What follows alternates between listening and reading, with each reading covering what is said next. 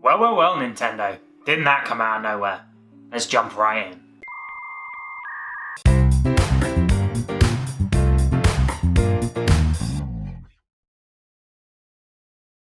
So the other day, Nintendo dropped a direct for the 35th anniversary of Mario. And while some of the stuff that they were talking about was quite expected, the re-releases and the sort of remasters were all sort of rumoured for quite a while, it was really the peripherals on this one that really caught my eye and got me excited. Now the 3D World and Sunshine revivals are really cool. They look great, however, that's not really gets me. What really gets me, of course, is the Mario 64 and the Super Mario Galaxy remakes. Now, Mario 64 in particular really holds a lot of memories for me. In fact, the N64 in general was kind of my big sort of entrance into gaming, that and maybe the Dreamcast. However, a lot of my early memories really revolve around some of those big iconic titles like GoldenEye, like Pokemon Stadium, like Wave Race, and of course, Mario 64. Now what I remember most is this little blocky looking Mario running around a castle and jumping into paintings and going into all these different worlds. And when I think of the N64 in general, when I think of my early forms of gaming, this is the image that comes into my head. It's that little blocky Mario. And what's great is, for all you nostalgia fans out there like myself, is it doesn't look like they've changed much of that. It's still blocky little Mario running around the castle, but the castle looks better. The whole thing's crisper and smoother, and I assume they probably tweaked the gameplay engine. And you know what? I'm completely on board with it. In addition to this, there is of course Super Mario Galaxy.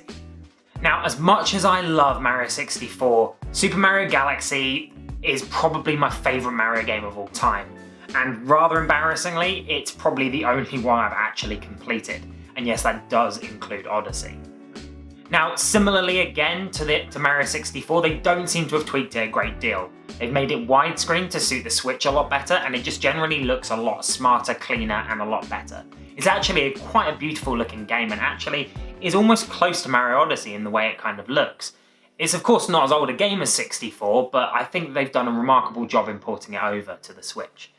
I'm really excited about it, and I'm really excited about all these remasters, but as I said in the beginning, that's not what really grabs me about this Direct. There was a lot more mentioned. So on those side announcements. So of course there's the Nintendo Game & Watch, which is one of the first things they mentioned. Now this looks really nice, it looks like a really fun collector's item, especially for the big Mario fans out there. And I hope that they keep this up with other big anniversaries and events in the Nintendo timeline. Not only that, but we've also got new stuff coming to Animal Crossing.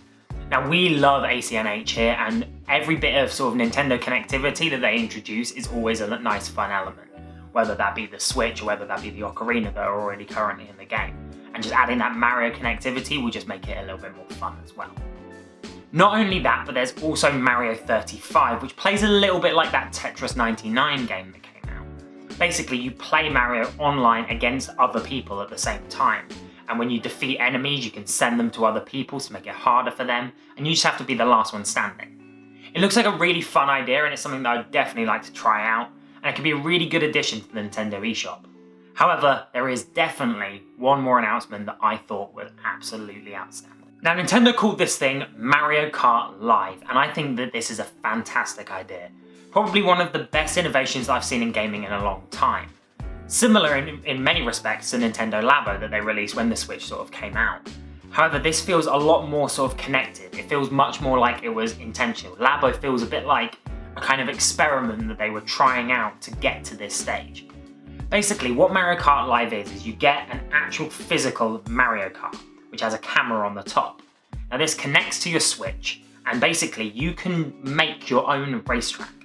You control your kart from your Switch as if it's a remote control car, but on there as well you've got all of maybe the power-ups and all that kind of stuff that you have. You play against virtual opponents and also one other actual physical kart as well if you want to.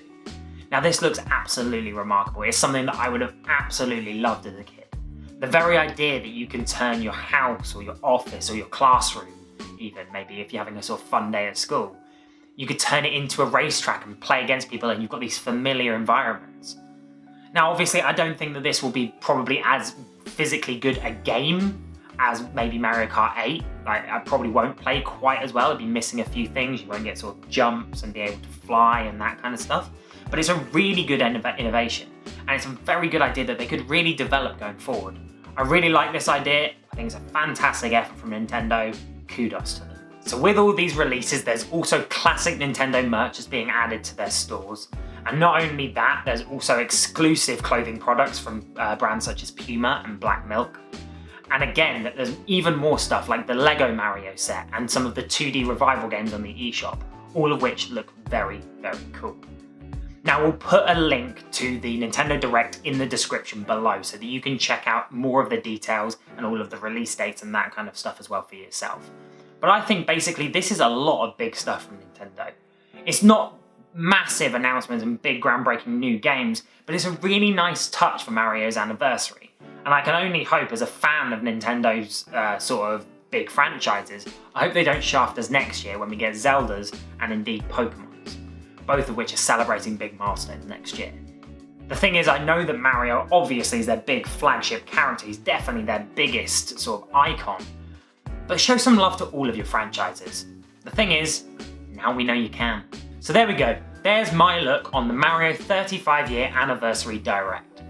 Now I know I'm a little bit late to the party, but I didn't have the time when the sort of Direct dropped to do a sort of live reaction kind of thing. However, I wanted to share my excitement anyway because there's a lot of exciting stuff that was announced in this, and I thought it'd be a really good idea to sort of show that I'm excited going forward. What was your favourite though? What was your favourite announcement from this Direct, and indeed some of Nintendo's Directs and many of the Xbox and PlayStation sort of things that came out recently as well? What are you most excited for in gaming in this next year?